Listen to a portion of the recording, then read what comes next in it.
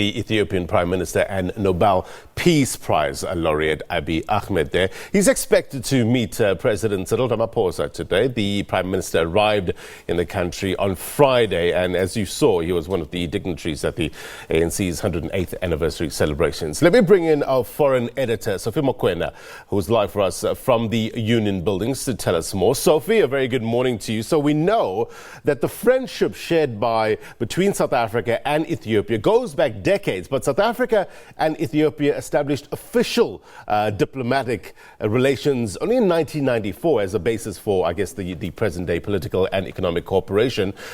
Sophie, how significant is this visit?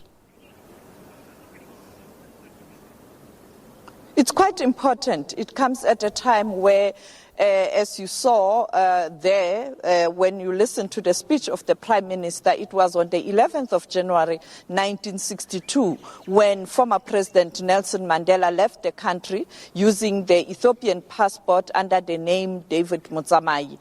And what a coincidence that today on the 12th, that was 11th yesterday, we have the Prime Minister of Ethiopia in South Africa talking about strengthening the relations between the two countries, not only at government level, but also party to party, and also making an announcement or officially informing the South African governing party, that is the ANC, that he has put together a strong coalition that will participate in the coming elections in May, and that he wants to strengthen the relations between the two countries.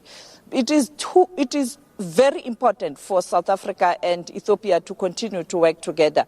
You know that when former President Mandela was receiving military training in Ethiopia, he also attended what they called a Pan-African conference. That conference led to the formation of the OAU, the Organization of African Unity, where leaders such as Haile Selassie, Julius Nyerere, Kwame Nkrumah played an important role to try and unite the continent of Africa, and also to ensure that those countries that were under the colonial rule were able to see freedom. But South Africa was the last country to be liberated. Post-1994, yes, relations were taken to a higher level at government level, but unfortunately, because during President Mandela's tenure, the focus was more on building capacity in South Africa on international relations were very thin. But during the tenure of President Thabo Mbeki, the relations were broadened. We know that former President Thabo Mbeki had very strong relations with Prime Minister Zenawi, the former Prime Minister of Ethiopia. They even played an important role in the formation of the AU, the transformation of the Organization of African Unity to the AU, and also playing an important role in the formation of NEPAD with leaders such as Abdoulaye Wade, the former leader of Senegal, Bouteflika, the former leader of Algeria, Olusegun Obasanjo, the former president of Nigeria. Therefore, I think Prime Minister Abiy is saying, President Ramaphosa, let's continue with this relationship and let's strengthen it at party but also at government level. So we know that the Prime Minister won the Nobel Peace Prize recently, but reportedly it seems someone else thought they might have been overlooked. I want to play you a clip, Sophie. Just listen. Doesn't mean a thing. I mean, I'm going to tell you about the Nobel Peace Prize. I'll tell you about that. I made a deal. I saved a country. And I just heard that the head of that country is now getting the Nobel Peace Prize for saving the country. I said, did I have something to do with it? Yeah, but you know, that's the way it is. As long as we know, that's all that matters.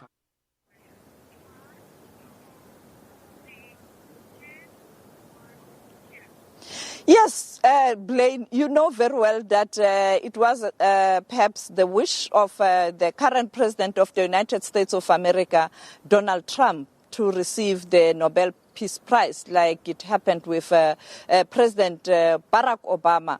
But unfortunately, it didn't happen. And it looks like he's very aggrieved. And he is saying that Prime Minister Abiy received this because he also played an important role in assisting him to find peace with Eritrea. But reports are that actually it's the United Arab Emirates that played an important role in assisting Prime Minister Abiy Ahmed to ensure that he's able to reach out to the neighbor Eritrea. You know that there was a war between Eritrea and Ethiopia that took quite a long time, but it was only in 2000 where the war ended, but hostilities continued. But in 2018, when Prime Minister Abiy Ahmed took power, he reached out to his counterpart in Eritrea, and we saw the relations being strengthened, and currently it looks like they are on course to ensure that they cement those relations. But he didn't play an important role only in the relations or ensuring that there's a synergy between Eritrea and Ethiopia. In Sudan, you know, during that standoff with the military and the ousting of former leader al-Bashir, he played an important role to bring together the ordinary Sudanese and also the military, even though there are still issues to be ironed out. When you look at Somalia as well, he's trying to reach out to Somalia. In other words, he's playing a very important role in uniting the Horn of Africa and the IGAD community in particular, but also in Ethiopia itself is trying to do the same, even though there is resistance. Yeah. And he's pretty young, Sophie, compared to other leaders on the continent. The Ethiopian Prime Minister, one of the youngest, if not the youngest head of government in Africa, came into office in 2018.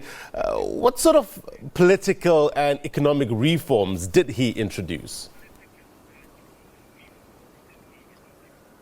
Well, he has tried to liberalize the country and lots of reforms. For example, he was able to pardon many political prisoners. He also reached out in terms of those who didn't see eye to eye with the governing party in that country. We know that the current chair of the Electoral Commission in that country was an activist. He reached out to her and then appointed the person to be the chair of the Electoral Commission. And he is continuing to do that. But of course, resistance is still there. It is for that reason the security in Ethiopia is always tight, because at times there are skirmishes or people trying to undo what he is trying to do. But he is such a hard worker, and you look at what he does over the weekend, and this reminds me of one leader, that is Paul Kagame in Rwanda. You will see him driving the tractors, driving the big trucks, working in constructions where government